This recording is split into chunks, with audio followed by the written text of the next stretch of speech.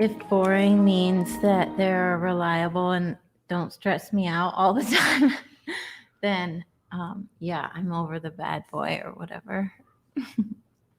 I mean, like, since I'm in a relationship, I really like steady and like trusting, but it's not always like boring because otherwise I would break up with him. It's really fun and like it's so nice to be with someone you can always trust, but definitely having like bad boy vibes is daddy issues, so for sure.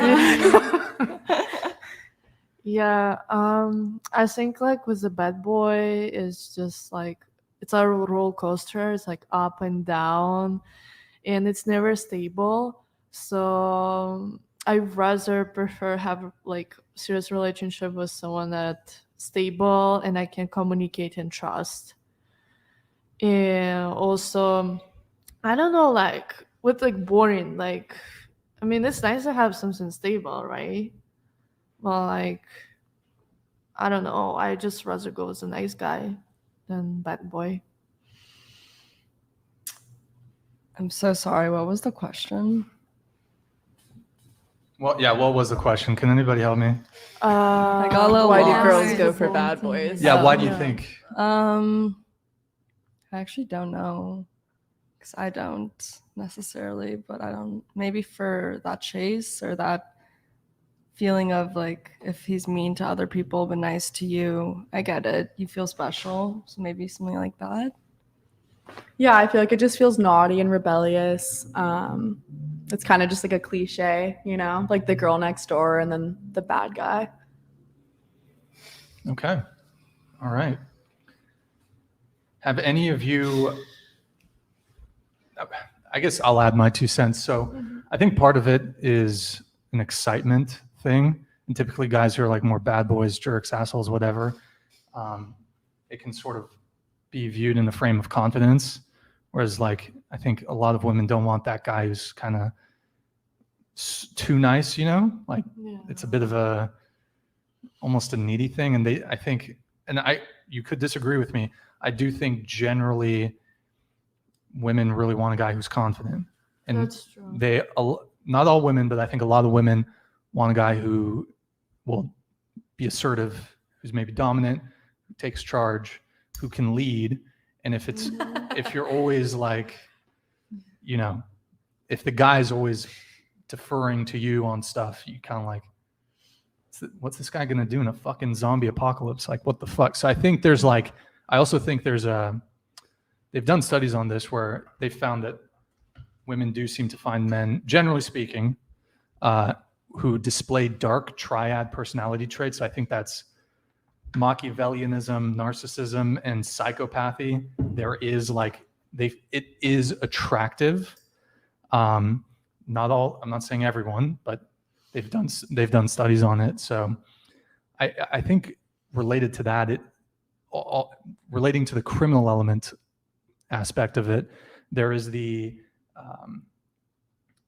ability to be violent. So like if he needed to protect you in some way, whereas if a guy's kind of wimpy or too nice, you're gonna be like, this guy's not gonna be able to protect me, and like, some shit goes down. So that could be part of it. Let's see. Different topic, moving on. Actually, Chris, let's pull up the super chats. Sorry guys, this is our first live stream. I'm getting used to it. So Chris, I think you said I missed a couple, right? Just we'll look at all of them. Whoa, dude, where's the beard? I know I was growing it for 9 months. I got rid of it. I kind of regret it, but yeah, I just need to change. But I'm going to grow it back out, so it's coming back. Will Smith, I think we got that one. Lucas Schlater, $4.99 super chat, or €4.99. Thank you, man. Super chat is not letting me use some words, and that is bad. The colorful hair lady is sexy. I think you're talking about Jane, right? You think so? She's got her Instagram is in the description if you want to send her a dick pic. Next super chat. Don't do that. I'm joking. Will Smith, $1.99. What are your deal breakers in a relationship? Will Smith, I feel like we kind of talked Well, I think the question was, what are some difficulties that you've, we'll do that one. Why not? Will Smith's, he's been very generous.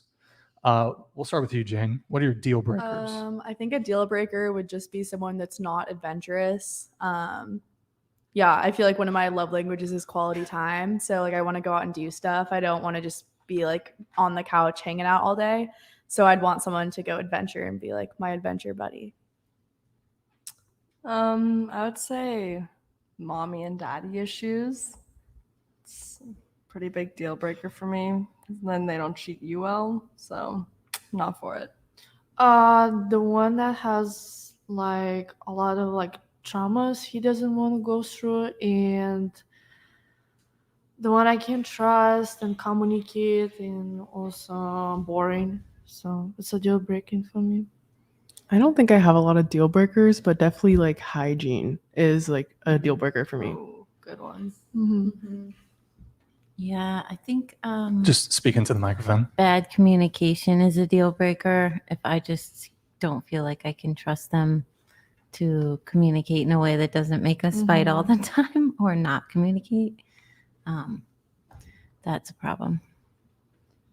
One for me, I guess, is like codependency. Like if they're very codependent on me, that's immediately something that it's like, ugh, I get it. I'm not a big fan of someone else being reliant on me, and especially in a relationship. I think that's probably a lot of the reasons I go for the bad boys with all the traits of sociopathic C and stuff like that, where they're like, yeah, I'm good on my own. I'm like, all right, cool, me too. We'll work great. Hennessy. Do you prefer Hennessy or Hensley? Whatever you can remember. Okay, I always, yeah. You've got some really based answers. I like the answers you've brought so far. Yeah. So somewhat related to the whole jerk, bad boy thing, would you guys say that you have different set of rules for depending on who the guy is? So like, let me frame it this way. Have you ever had a thought about a guy like, I really like this guy, so I'm going to make him wait to have sex? Yes. Like I really like him, so I'll wait. I want to make him wait. I just recently started doing this because for a long time I didn't realize you could do that, and my way of forming connection was like, okay, well, I know you want sex, so let's just get that out of the way. And more recently, I started trying to hold off and be like, hey, I actually don't want this to be the main priority or give myself to you like that, because a lot of times I wouldn't come. It would all be for the guy. It'd be so I could be this hot person to him, so I could have good reviews. And then I did a little switch where I wasn't just sleeping with guys because I wanted them to like me. And it's turned out with two very different scenarios. The first scenario, the guy totally talked shit on me. He was like, good luck fucking her. She's fucking weird, And I was like, we had a really good time. Like, I know you nutted in your pants when we made out, but like, I didn't think you're going to hold that against me. And then the other guy totally respected my boundaries, and I ended up really liking him because sex wasn't the main priority. But then he ended up falling in love, and it wasn't just because of sex, and then it's a whole other thing. But it was nice to see someone could like me, and it meant so much more because they liked me, and it wasn't based off sex. What was the situation? There was a guy, and he was telling another guy, or can you explain that? So one of the guys, like, we had gone on a few dates, and like they were fine dates. It's just we didn't seem very interested, and I took no like offense to it. I was like, yeah, okay, we're just gonna kind of like go our separate ways.